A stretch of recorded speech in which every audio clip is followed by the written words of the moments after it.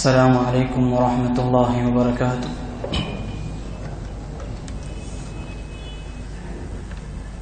إن الحمد لله نحمده ونستعينه ونستغفره.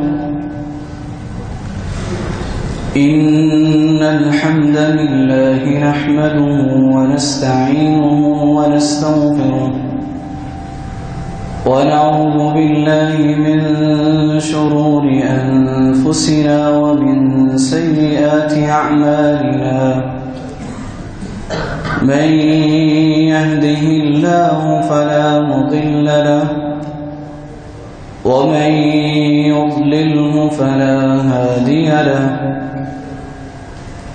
أشهد أن لا إله إلا الله وحده لا شريك له وأشهد أن محمدًا عبده ورسوله صلى الله عليه وسلم.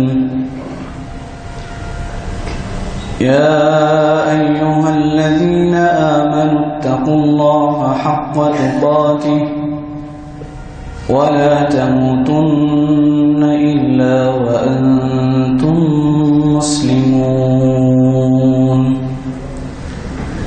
يا أيها الناس اتقوا ربكم الذي خلقكم من نفس واحدة وخلق منها زوجها وبث منهما رجالا كثيرا ونساء. واتقوا الله الذي تساءلون به والأرحام إن الله كان عليكم رقيبا. يا أيها الذين آمنوا اتقوا الله وقولوا قولا سديدا يصلح لكم أعمالكم ويغفر لكم ذنوبكم ومن يطع الله ورسوله فقد فاز فوزا عظيما. أما بعد فإن خير الحديث كتاب الله وخير الهدي هدي محمد صلى الله عليه وسلم وشر الأمور محدثاتها وكل محدثة بدعة وكل بدعة ضلالة وكل ضلالة في النار. رب اشرح لي صدري ويسر لي أمري واحلل عقدة من لساني يفقه قولي. رب أعوذ بك من همزات الشياطين وأعوذ بك رب أن يحضرون. سبحانك لا علم لنا إلا ما علمتنا إنك أنت العليم الحكيم. أعوذ بالله السميع العليم من الشيطان الرجيم من همزه ونفخه ونفثه. بسم الله الرحمن الرحيم. رجال لا تلهيهم تجارة ولا بيع عن ذكر الله وإقام الصلاة وإيتاء الزكاة يخافون يوما تتقلب فيه القلوب والأبصار ليجزيهم الله أحسن ما عملوا ويزيدهم من فضله والله يرزق من يشاء بغير حساب.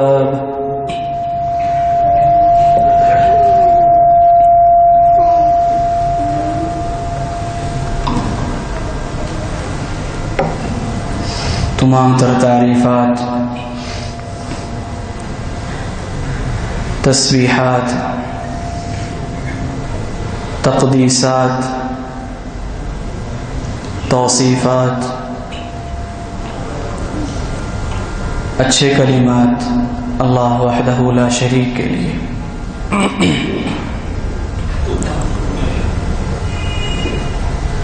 بے شمار لا تعداد درود و سلام حضرت محمد صلی اللہ علیہ وسلم کی ذات اقدس پر۔ قابل احترام دوستوں، بھائیوں، بزرگوں، عزیز بچوں،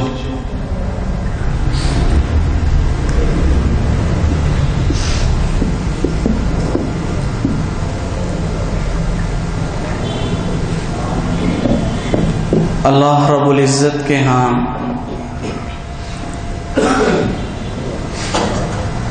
روئے زمین میں سب سے زیادہ محبوب اور پسندیدہ جگہ مسجد ہے،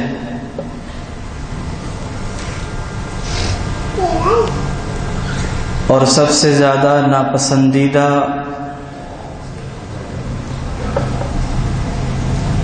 بازار ہے۔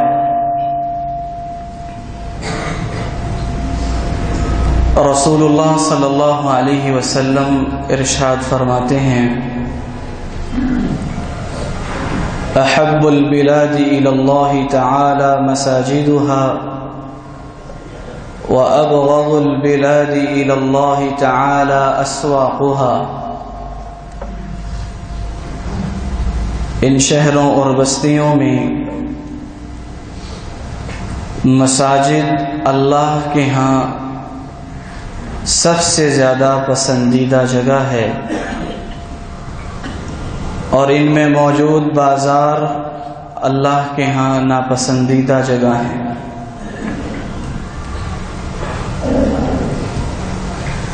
بازار ایک ایسی جگہ ہے کہ جہاں لین دین اور خرید و فروخت کے معاملات طے کیے جاتے ہیں۔ اگرچہ یہ جگہ اللہ کے ہاں ناپسندیدہ ہے، لیکن ان بازاروں میں جانا، خرید و فروخت کرنا، کاروبار کرنا، لین دین کے معاملات کرنا، یہ انسان کی ایک اہم ضرورت ہے، ہر انسان کی ایک بنیادی ضرورت ہے، خواہ وہ کوئی بھی ہو، کوئی بھی انسان، خواہ وہ ایک عالم ہو، متقی ہو، پرہیزگار ہو، حتیٰ کہ وہ رسول ہی کیوں نہ ہو۔ آپ کو معلوم ہے کہ زمانہ جاہلیت میں اور دور جاہلیت میں عربوں کے مشہور بازار سجا کرتے تھے، اور دور دور سے لوگ اپنا سامان لے کے آتے، کاروبار کرتے، ضرورت مند لوگ اپنی ضروریات کے مطابق خرید و فروخت کرتے۔ پھر اللہ کے نبی صلی اللہ علیہ وسلم تشریف لائے، آپ صلی اللہ علیہ وسلم بھی بازار میں گئے، اپنی ضرورت کی اشیاء خریدی، کاروبار کیا۔ کفار مکہ نے جو آپ صلی اللہ علیہ وسلم پر اعتراضات کیے تھے، ان میں سے ایک اعتراض یہ بھی تھا جسے قرآن مجید نے بیان کیا ہے، ما لهذا الرسول يأكل الطعام ويمشي في الأسواق۔ یہ کیسا رسول ہے جو کھاتا بھی ہے اور بازاروں میں بھی چلتا پھرتا ہے۔ اسی طرح صحابہ کرام رضوان اللہ علیہم اجمعین زمین کی مقدس ہستیاں وہ بھی مختلف چیزوں کے کاروبار کیا کرتے تھے۔ حضرت ابو بکر رضی اللہ تعالی عنہ کپڑے کا کاروبار کیا کرتے، حضرت عمر رضی اللہ تعالی عنہ بعض شرعی احکامات سے ناواقفیت کا جو عذر پیش کیا کرتے تھے کہ بازار میں لین دین کے معاملات میں اکثر اوقات مشغول رہنے کی وجہ سے وہ بعض شرعی احکامات سے ناواقف ہیں، کیونکہ زیادہ وقت بازار اور کاروبار میں لگ جاتا تھا۔ اسی طرح بے شمار صحابہ کرام رضوان اللہ علیہم اجمعین، عبد الرحمن ابن عوف، عثمان ابن عفان رضی اللہ عنہما مشہور تاجروں میں ان کا شمار ہوتا ہے۔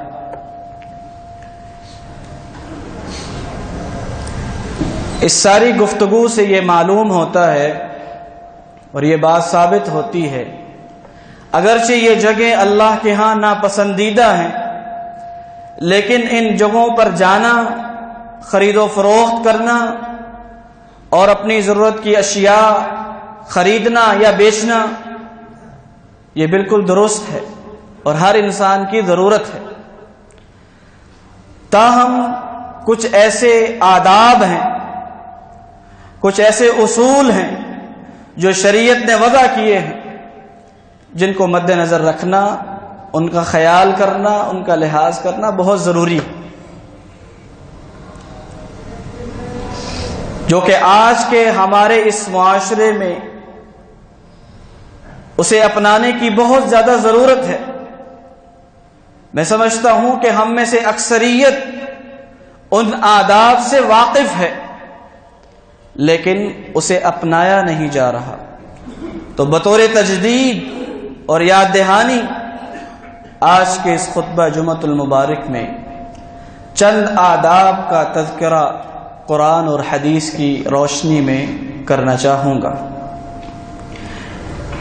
کہ بازار جانے کے لیے ہمیں کون سے آداب اپنانے چاہیے اور طریقہ کیا ہونا چاہیے، اس کے اصول اور ضوابط کیا ہیں۔ سب سے پہلا ادب جو بازار جانے کے لیے ہمیں اپنانا چاہیے وہ مسنون دعا پڑھنی چاہیے۔ یہ دعا بڑی اہمیت کی، بہت فضیلت کی حامل۔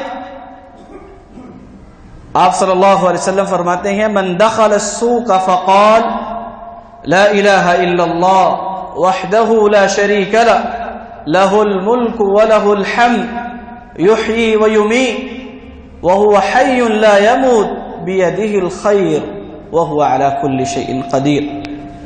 کوئی شخص بازار میں داخل ہو اور داخل ہونے سے پہلے یہ دعا پڑھ لے، لا الہ الا اللہ وحدہ لا شریک لہ لہ الملک ولہ الحمد یحیی ویمیت وهو حی لا يموت بیدہ الخیر وهو على كل شیء قدیر کتب اللہ لہ الف الف حسنۃ۔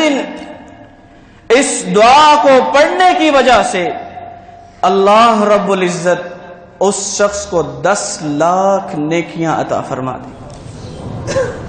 ومحى عنہ الف الف سیئۃ، اور اس شخص کی 10 لاکھ گناہ اور برائیاں مٹا دیں گے۔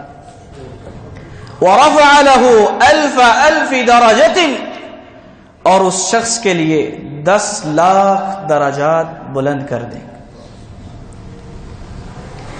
حتیٰ کہ ایک روایت میں آپ صلی اللہ علیہ وسلم فرماتے ہیں وَبَنَى لَهُ بَيْتًا فِي الْجَنَّةِ، اور اس شخص کے لیے اللہ رب العزت جنت میں ایک گھر بنا دیں۔ جامع ترمذی کی روایت اور حسن درجے کی روایت، صحیح روایت۔ اتنی عظیم دعا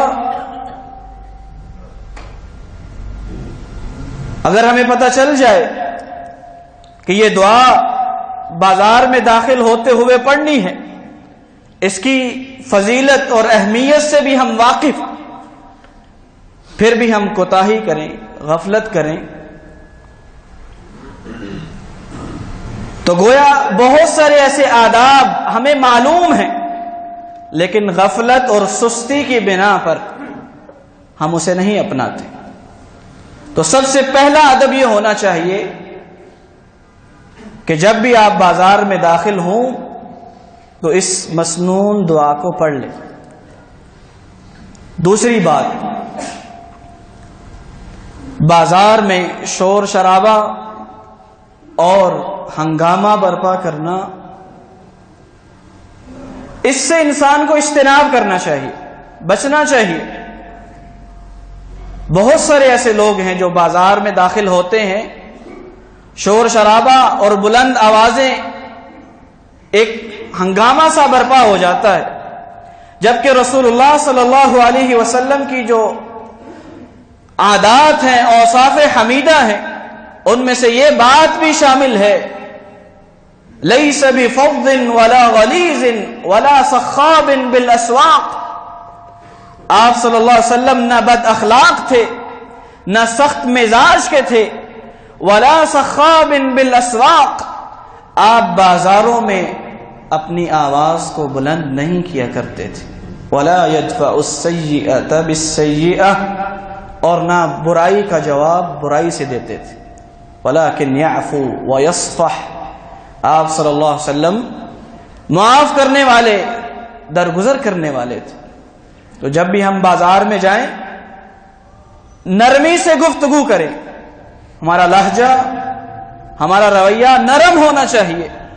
بلند آواز سے خرید و فروخت کرنا یہ آپ صلی اللہ علیہ وسلم کی عادت نہیں ہے.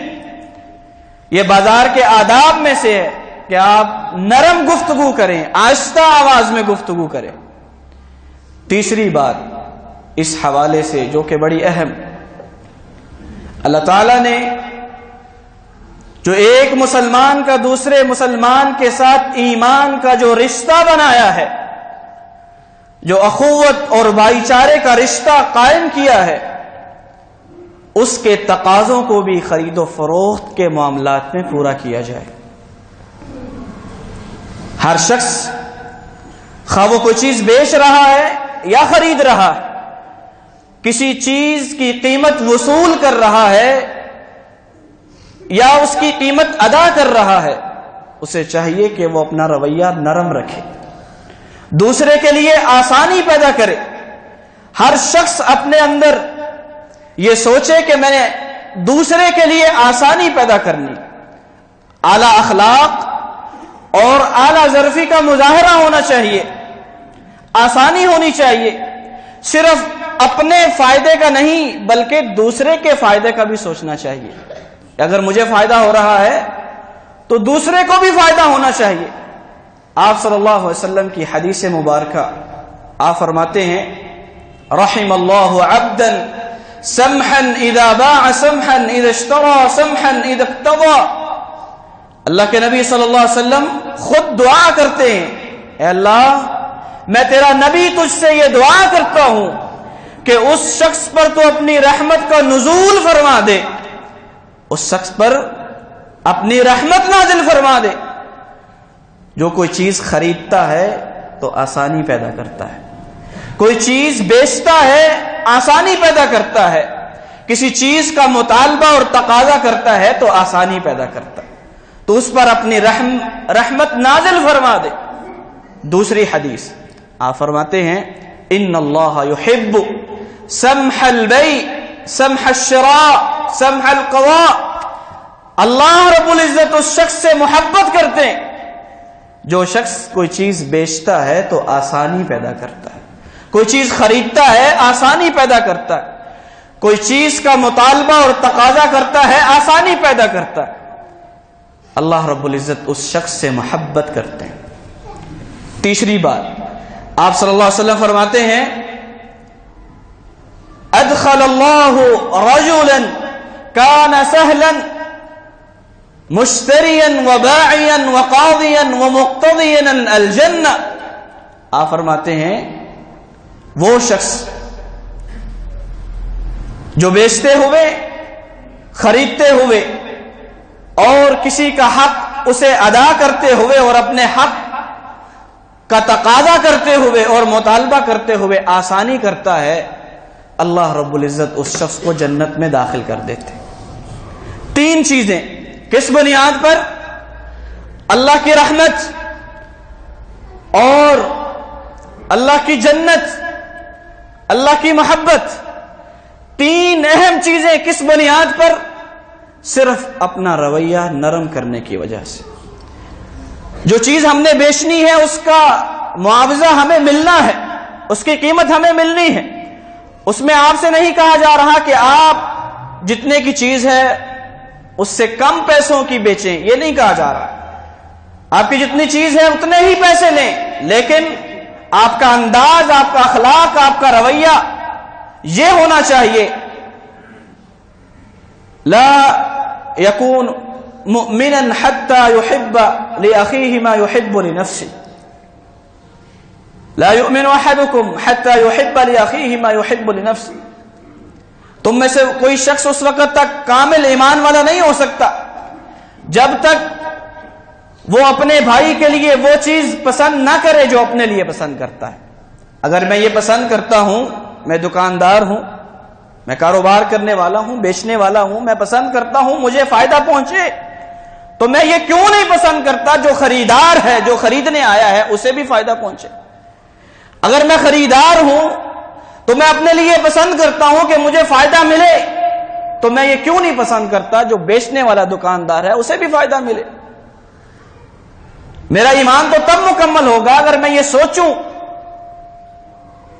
کہ دونوں کو فائدہ ہو، صرف اپنے فائدے کی بات نہ کرے. بہت ساری ایسی خامیاں ہمارے اس معاشرے میں اس کے متعلق موجود ہیں. مثال کے طور پہ کوئی شخص دکان سے کوئی چیز خرید لیتا ہے، گھر لے کے آتا ہے، اور وہ سمجھتا ہے کہ شاید یہ چیز مجھے نہیں خریدنی چاہیے تھی، میں غلطی سے لے آیا ہوں، یا میری اپروچ سے باہر ہے، مجھے اس کے علاوہ کوئی اور چیز خریدنی چاہیے تھی. لہذا وہ فیصلہ کرتا ہے کہ اس کو واپس دکاندار کو دے دی جائے. اس نے اس کو استعمال نہیں کیا، اس چیز کو استعمال نہیں کیا، وہ واپس دکاندار کے پاس لے کے جاتا ہے اور اسے کہتا ہے یہ واپس رکھ لو، جیسے میں نے آپ سے لی تھی ویسے ہی چیز ہے، میں نے اس کو استعمال نہیں کیا، واپس رکھ لو. اب آسانی کیا ہے جس کے بارے میں نے آپ کو احادیث سنائی ہیں کہ آسانی کرنے کا مطلب کیا ہے؟ آسانی کا مطلب یہ ہے کہ دکاندار کہے، چیز کو دیکھے کہ تم نے استعمال نہیں کی، جیسے میں نے تجھے دی تھی ویسے ہی تو نے واپس کر دی ہے. اب آسانی کا تقاضا یہ ہے کہ اسے واپس رکھ لے، لیکن وہ واپس رکھنے کے لیے تیار نہیں ہے.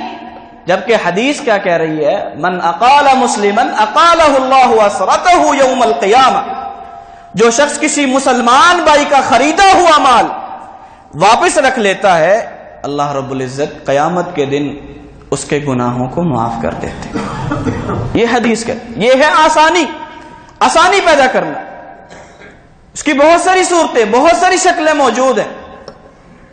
2 شخص آپس میں کوئی معاہدہ کرتے ہیں، خرید و فروخت کرتے ہیں، دونوں اکٹھے.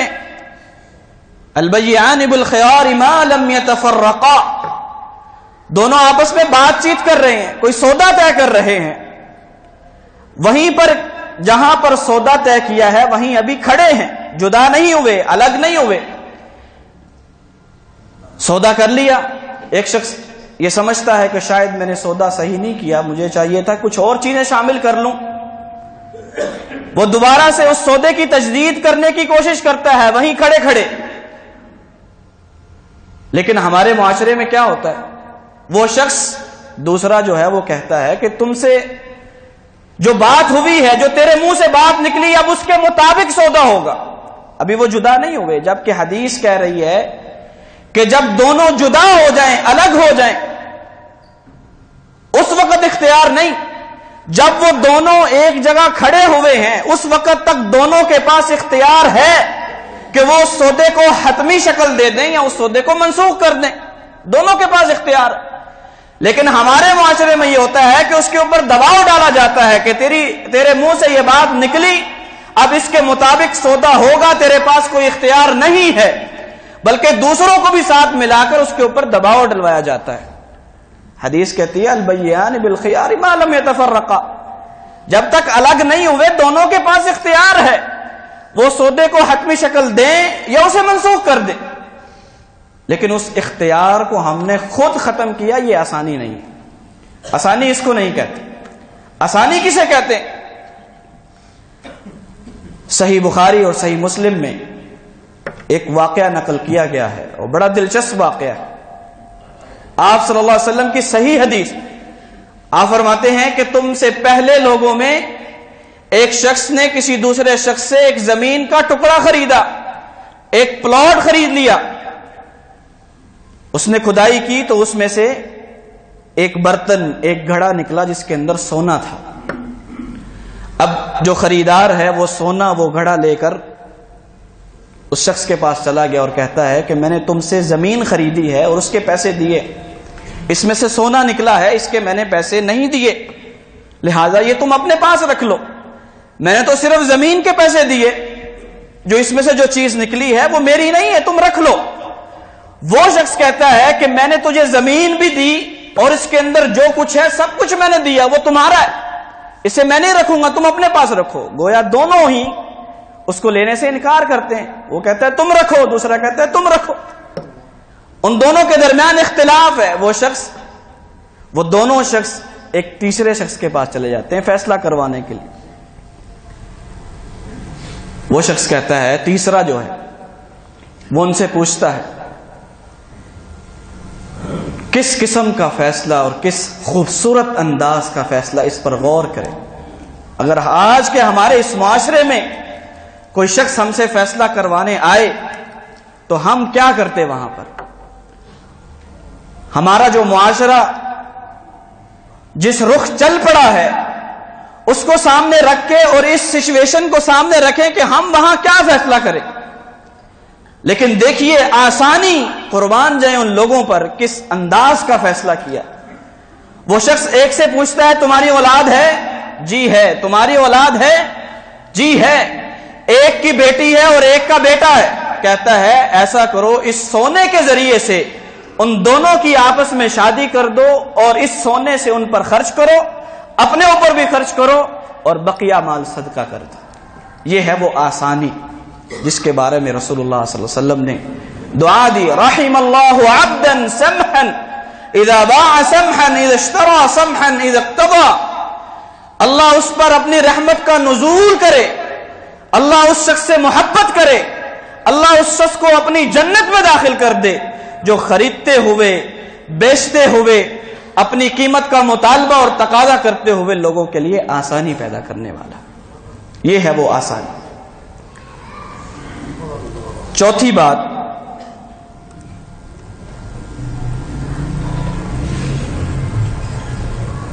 جو بازار کے اصول اور آداب کے متعلق ہے کہ نماز کے وقت کاروبار کرنا،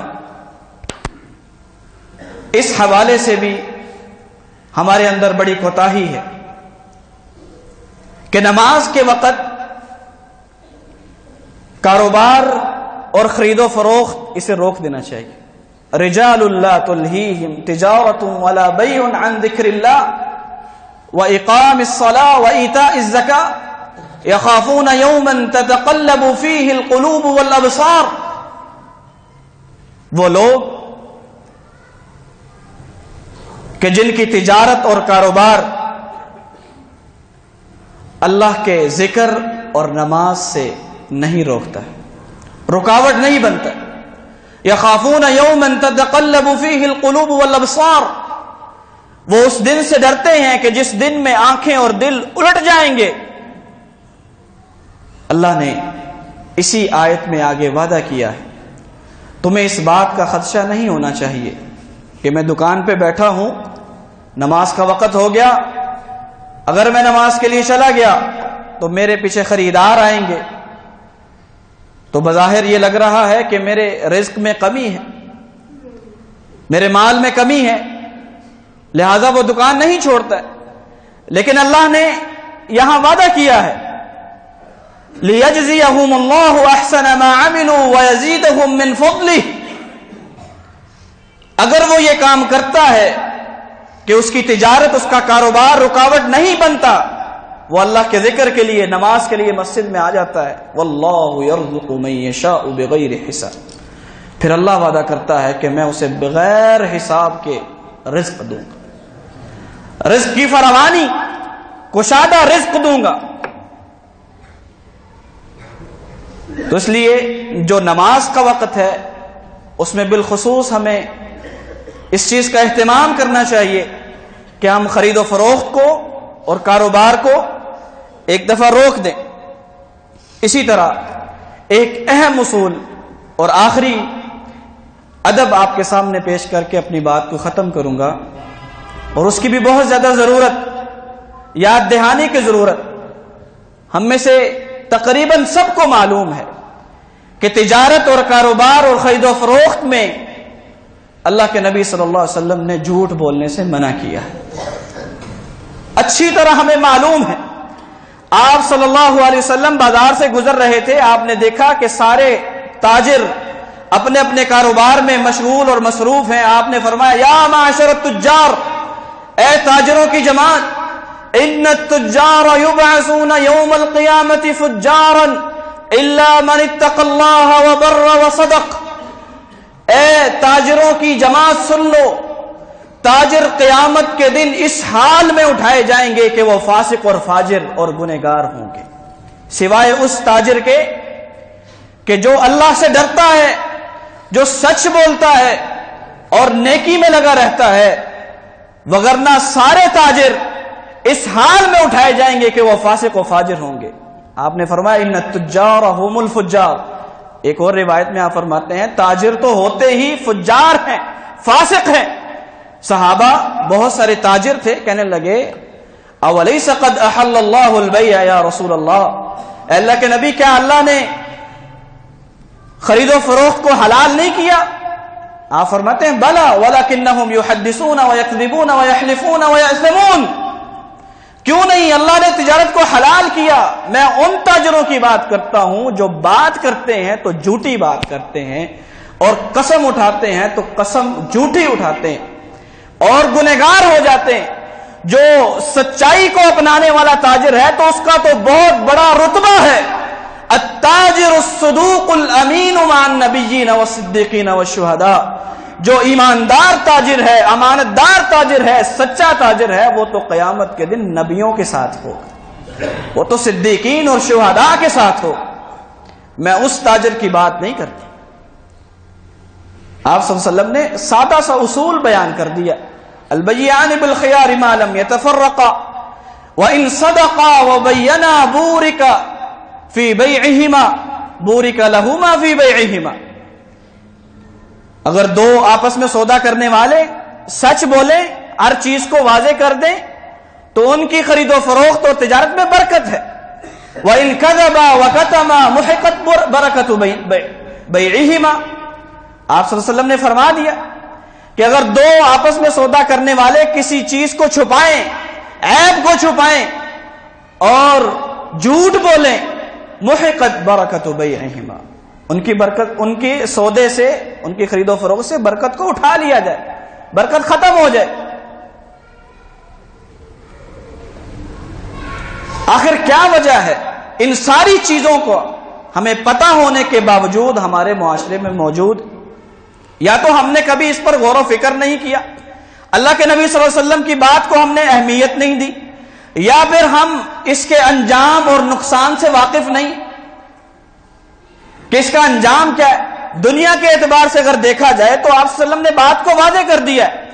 اگر ہم جھوٹ بولتے ہیں، جھوٹی قسم اٹھاتے ہیں، تو اس میں برکت کو اٹھا لیا جاتا ہے. برکت کو کیسے اٹھایا جاتا ہے؟ اگر ہم 10 روپے جھوٹ بول کر لے لیتے ہیں تو دوسری طرف اس کا نقصان یہ ہوتا ہے کہ ان پیسوں سے نہ تو ہماری ضرورت پوری ہوتی ہے، یا پھر کسی دوسری شکل میں ایسا نقصان ہوتا ہے کہ وہاں ہم نے 10 روپے لیے، وہاں سے ہمارے 20 روپے نکل گئے. یہ ہے محقت برکت بیعہما. اس کی کبھی ضرورت پوری نہیں ہوگی، ہمیشہ غریبی غریبی ہی نظر آئے گی.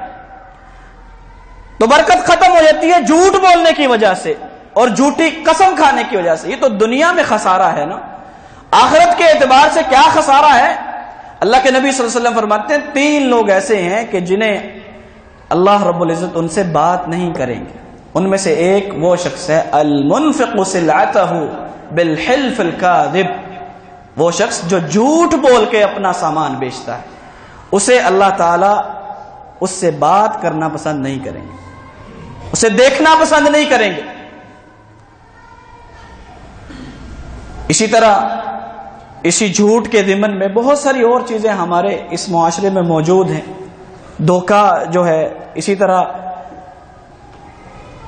آپ دیکھ لیں بہت ساری ایسی کمپنیز ہمارے درمیان موجود ہیں، خاص کر کے وہ پروڈکٹس جو پیک ہو کر آتی ہیں، ان کے اوپر مختلف کمپنیوں کے جو لیبل لگے ہوتے ہیں، جو ٹائٹل لگے ہوتے ہیں، جو ٹیگ لگے ہوتے ہیں، کوشش یہ ہوتی ہے کہ اس کے اوپر مشہور سے مشہور کمپنی کا ٹیگ لگایا جائے، حالانکہ جو وہ ٹیگ اس کے اوپر لگا ہوا ہے اس کا اس کمپنی کے ساتھ کوئی تعلق نہیں ہے. مقصد کیا ہے؟ دھوکہ دینا.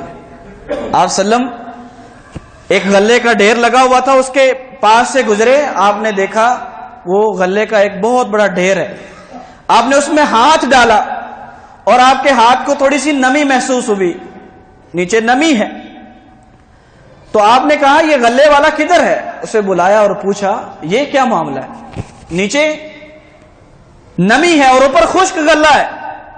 وہ کہنے لگا یا رسول اللہ صلی اللہ علیہ وسلم اس کو بارش نے ایسے کر دیا ہے. آپ فرماتے ہیں افلا جعلتہ فوق الطعام کی یراہ الناس، تو نے اس نیچے والا جو نمی والا حصہ ہے اس کو باہر نکال کے کیوں نہیں رکھا تاکہ لوگوں کو پتا چل جائے کہ یہ مال اس قسم کا ہے، یہ غلہ اس قسم کا ہے. من غش فلیس منی، جس نے دھوکہ دیا ہے اس کا میرے ساتھ کوئی تعلق نہیں ہے.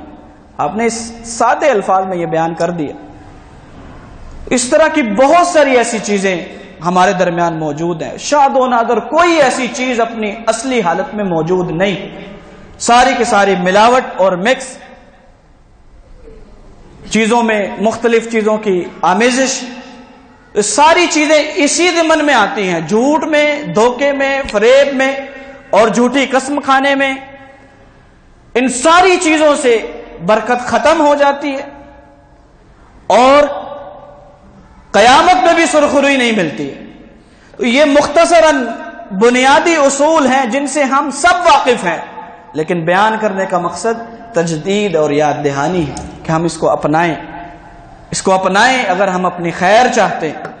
اللہ رب العزت سے دعا ہے کہ اللہ صحیح معنوں میں جو کچھ سنا ہے، سنایا ہے، اس پر عمل کرنے کی توفیق عطا فرمائے. جو کوئی کمی کوتاہی ہے اس سے درگزر فرمائے. وآخر دعوانا الحمدللہ رب العالمین.